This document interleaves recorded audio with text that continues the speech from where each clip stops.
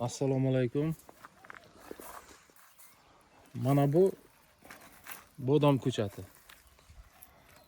Bodom ko'chati nega bunday xuddi devor daraxt kesganday mana kesib taylagansiz deyshadi ba'zilar.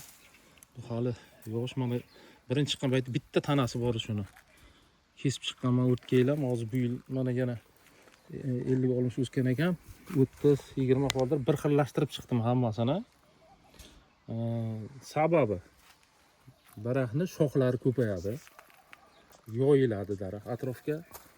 Keyingi yil birinchi tizzagacha bo'lsa, keyin belgacha, keyin oxiri yelkagacha kelganda ham shunday qilinadi. Keyin teginilmaydi. Keyin o'rtasidan ochiladi. Keyin daraxt ochilgan vazasimon shaklga kirib, butasimon, hozir butasimon bo'lib tarbiyalaymiz. Hammasini kesib chiqma, daraxt shunchalik yoyilgan.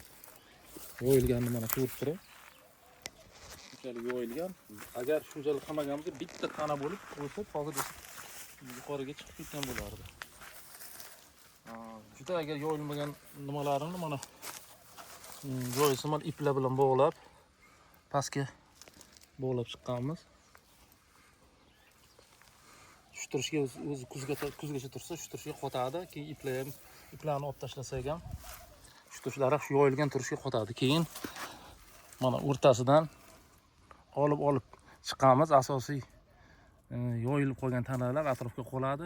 Ochilib, yoyilgan chiroyli bodom daraxtiga aylanadi. Keyin o'rtalariga quyosh tushadi, yonboshlarida yoyilgan, shoxlari ko'p, serhosil, katta yoyilgan chiroyli, o'zi xohlagandek serhosil daraxtga aylanadi, xudo xolasa. Videolarimizni ko'rib borsangiz, bundan ham qiziq bilimlarni o'rganganlarimizni ko'rsatib, o'rgatib boramiz. Sog' bo'ling, salomat bo'ling.